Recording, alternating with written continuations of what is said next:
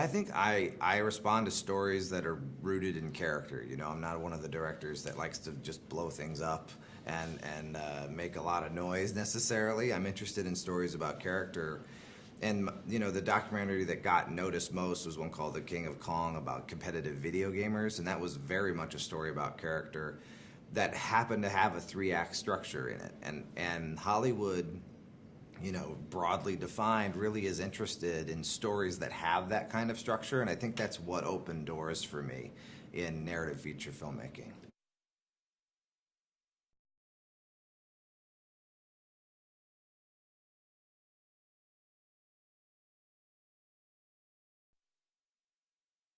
I do love stories where you have a bunch of different characters to follow, where it's a bit of an ensemble circumstance or situation. That was certainly true in that documentary, and uh, and that is definitely true here. You want to give all these amazing actors as much time on screen as possible and still advance the story, and that ends up being, you know, an editorial problem more than anything.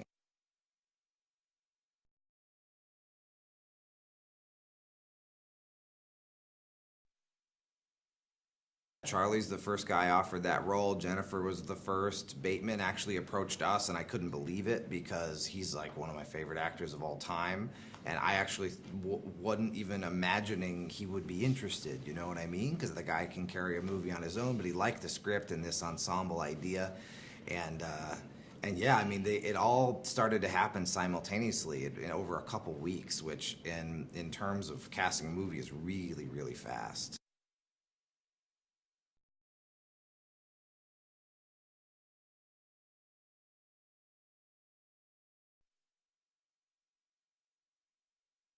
I mean, she's a total professional. So when she read that script and committed to it, she was really ready to go for it. And there was no sort of coaxing that had to happen. We immediately, in our first meeting, started talking about character, about, you know, how this woman who's a dominator in life and professionally also could plausibly choose to be a dentist, where she has so much control and where it's about doing things just right. And we talked about it in terms of her being like a predator, a predatory cat, taking whatever she wants, eating whatever she wants, right? And all of that language informed the way she played the role, and then ultimately crafted the look, and that was, it was a really fun dynamic process. You know, we really got into character, like I was saying, immediately, and that informed everything.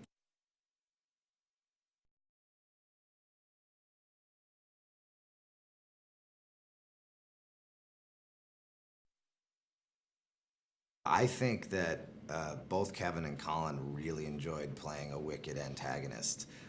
Kevin has done it before, and he did, you know, he found a few nuances that are really different in this one.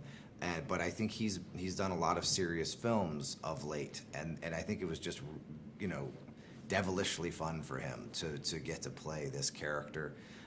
And Colin, I feel like no one's ever seen him do what he's doing here. Even though if you've seen in Bruges, you know how funny he is, but he hasn't been given the opportunity to really depart from the sort of the image of the uber handsome guy he is and become something really different. And in our first meeting, we talked about getting a comb over and getting a belly made for him so he could be a little bit pudgy. And as soon as he had those things on, he really became that character, and it was exciting to watch.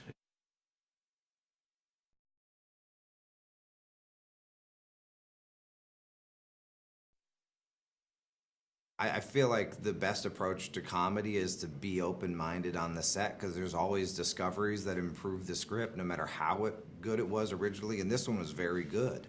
But as these characters were evolving and they were discovering how they were playing things over time, we were constantly tweaking and adjusting not only lines but possible approaches and intentions to play it with.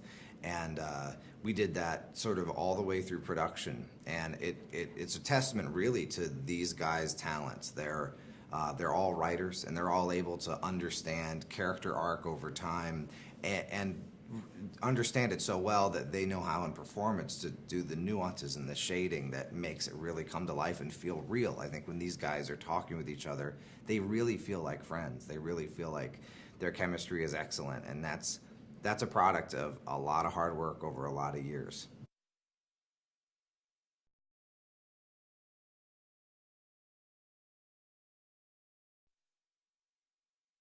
They played a game with each other during photography where they would try to make one another laugh, during takes as a sort of one-upsmanship in who could, who would score the most points, if you will.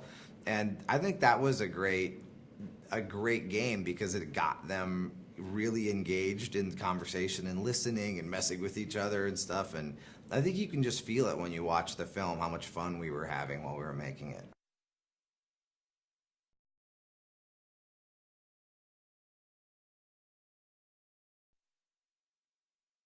We really took a no holds barred, unapologetic attitude about the comedy in this film, and we really went for it at every turn. And we never shied away from a joke or a situation out of propriety. It was really about just going for whatever is the funniest. And that's what we did in editorially too. We left in the strongest funnies, whatever those were, and we never got into the X-rated, but I think we would have been willing to had we had that on the page.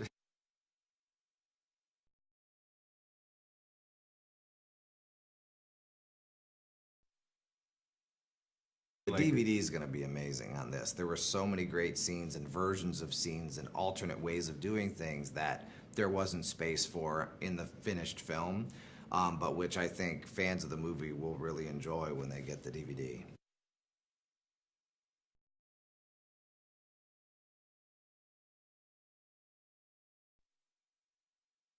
It was actually Bateman and Charlie's idea when Charlie drops the cocaine accidentally that they find in Bobby Pellet's house. It was their idea that as they're desperately trying to clean up the mess they made so they aren't discovered, that they start getting impacted by the cocaine itself. That was a genius idea, and it's one of the funnest ones for me to watch because I remember how that evolved over time.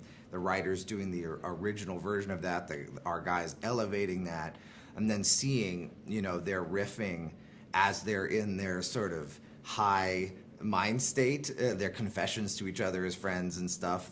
It's just comedy gold.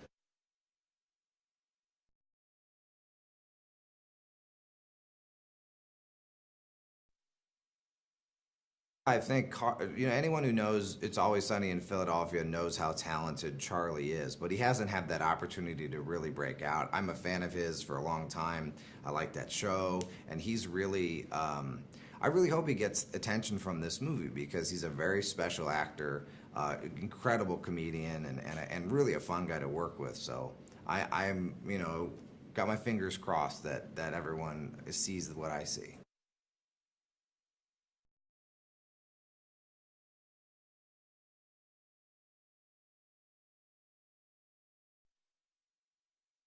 It was very deliberate camera moves because what we were really trying to do is have suggest what he was seeing, but not ever allow it to be seen. And I think he did a wonderful job playing that, like trying to look but can't look but must look, like that. Playing that tension was he did a wonderful job at that, and it's just one example of how he elevated the script.